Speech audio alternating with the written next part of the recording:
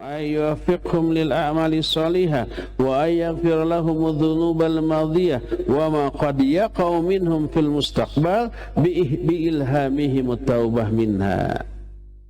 Kata Imam Ibnu Katsir, Allah menjanjikan kepada mereka bila mereka melakukan hal itu, yaitu berkata yang baik, Allah akan balas. Dengan cara apa? Allah solehkan amal-amal mereka. Maksudnya Allah berikan taufik untuk beramal soleh, dan Allah ampuni dosa-dosa mereka yang telah lalu, dan dosa-dosa yang akan datang Allah akan ilhamkan kepada dia untuk bertobat dari dosa itu. Maghfirah itu mencakup dua: dosa yang telah lalu diampuni, dosa yang akan datang yang belum, nanti Allah ilhamkan kepada dia untuk bertobat dari dosa tersebut. Tetap akhir-akhirnya mah diampuni juga. Lihat betapa dahsyatnya efek baik lisan bila lisan ini digunakan untuk kebaikan. Dan begitulah cara mensyukuri nikmat lisan. Para ulama seperti Imam Ibn Rajab Al-Hambali rahimahullah kitab Adhaiful Ma'arif, ketika menerangkan di salah satu bab judulnya Wadhaifu Syahri Syawal, beliau menyinggung masalah syukur. Karena syukur itu definisinya, pengungkapan lisan para ulama tentang syukur berbeda-beda dari aspek susunan bahasa, redaksional, tapi isinya sama. Salah satu di antara makna syukur adalah isti'malu ni'amillah fi ta'atihi, menggunakan kenikmatan Allah di dalam ketaatan kepadanya. Salah satu nikmat adalah nikmat lisan. Ingin kita syukuri, karena wajib disyukuri, makanya gunakan lisan itu untuk ketaatan, untuk baca Al-Quran, zikrullah, sebanyak mungkin beristighfar, sebanyak mungkin mengatakan la ilaha illallah, sebanyak mungkin bersalawat kepada Nabi sallallahu alaihi wa alihi wasallam. Gunakan untuk beramal ma'ruf nahi munkar, untuk berdakwah, untuk belajar dan mengajarkan ilmu. Karena yang namanya belajar dan mengajarkan ilmu pasti ada amalan lisan. Karena mengajarkan ya pasti berbicara, menjelaskan. Ketika belajar juga ada ucapan lisannya berupa bertanya, berupa memurojaah, mengulang-ulang hafalan, dan seterusnya. Gunakan untuk semua yang Allah ridhoi tentang penggunaan lisan, maka itu dianggap sudah bersyukur atas nikmat Allah, atas nikmat lisan. Apa yang terjadi setelah itu tinggal tunggu balasan selanjutnya atas syukur kita ini. Wa idh ta'adzana rabbukum la in syakartum la azidannakum wa la in kafartum inna adzabi lasyadid. Allah telah mengumumkan, kalau kamu bersyukur pasti aku akan tambah nikmatku kepadamu. Kepastiannya itu Allah ungkapkan beberapa kali. La in syakartum la azidannakum. Ada huruf la, la-nya pendek dibaca, disebut lam taukid.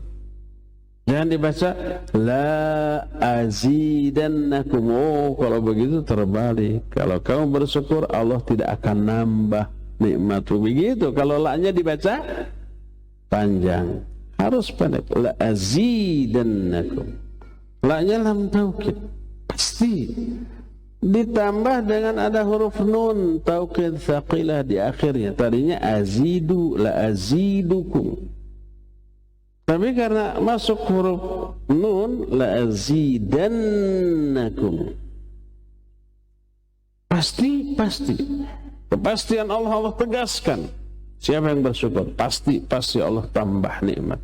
Wala in kafartum, tapi kalau kamu kufur atas nikmat ini, lisannya itu dipakai keburukan, dipakai mencela, dipakai menghina, dipakai berdusta, dipakai bergibah, dipakai memberikan gelar-gelar buruk, dipakai menyakiti. Itu kufur nikmat itu.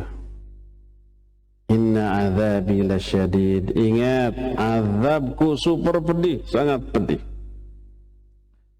Nah, salah satu di antara tambahan nikmat atas syukur dengan lisan, lisannya dipakai baca Quran, zikir, ngajar ilmu, amar ma'ruf nahi munkar.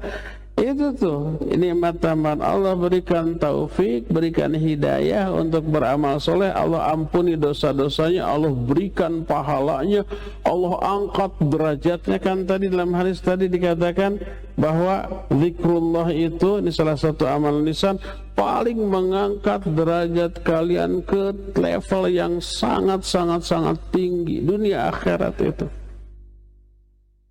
Janji Allah itu kontan, lain syakartum la azidannakum. Kalau kamu syukur atas nikmatku, termasuk syukur dengan lisan, berkata yang baik, amar ma'ruf nahi munkar, baca Quran, zikir, maka Allah akan tambah nikmatku kepadamu, ditambah dengan nikmat hidayah, dengan nikmat ampunan, dengan nikmat mahabbah, kecintaan Allah kepadanya, dengan rahmat, dengan diangkat derajatnya, dengan berbagai macam kenikmatan lain yang lebih memberikan keuntungan yang besar kepada pelaku dari orang yang menggunakan lisannya secara baik, dengan cara yang benar. Kita nanti akan membahas wala in kafartum inna adzabi lasyadid, betapa mengerikannya azab Allah bagi orang yang tidak mensyukuri nikmat lisan. Azab Allah bagi pendusta di dunia, diazab, minimal dicela orang, dihina orang, tidak dipercaya orang gitu ya, dikucilkan orang, macam-macam tuh. Di alam kubur diazab. Azab bagi orang yang berdusta, termasuk sekarang berdusta itu tidak hanya dengan lisan, tapi dengan jempol juga ya. Menyebar hoax melalui media sosial. Mulutnya balem, mingkem, tertutup. Ininya yang aktif. Saat itu dia upload, detik itu juga menyebar ke seluruh dunia. Kalau isinya hoax, dusta, tersebar sampai ke ufuk. Nabi SAW pernah bermimpi, dalam mimpinya dia melihat banyak kejadian aneh. Salah satunya ada orang yang duduk, di sampingnya ada orang yang berdiri. Orang yang berdiri memegang besi yang tajam dan panjang, ditusukkan ke rahang orang yang sedang duduk, tembus ke tengkuk. Wih, ngerinya bukan main, pasti sakit. Cabut lagi, pindah ke kiri, tusuk lagi sampai tembus ke tengkuk. Kebayang darahnya, kebayang menjeritnya orang. Terus buka lagi, pindah lagi kanan, tusuk lagi. Kata Nabi SAW, beliau bertanya kepada Jibril yang membawanya saat itu, ini apa? Ini adalah orang yang berdusta sampai dustanya memenuhi ufuk. Ini azab bagi para penyebar hoax di media sosial seperti itu. Na'udzubillah.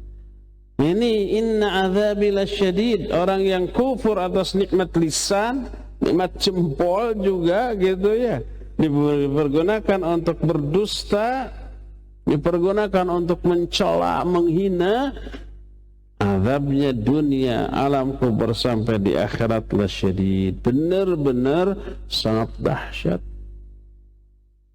Pergunakan lisan hanya untuk kebaikan, itulah cara mensyukurinya.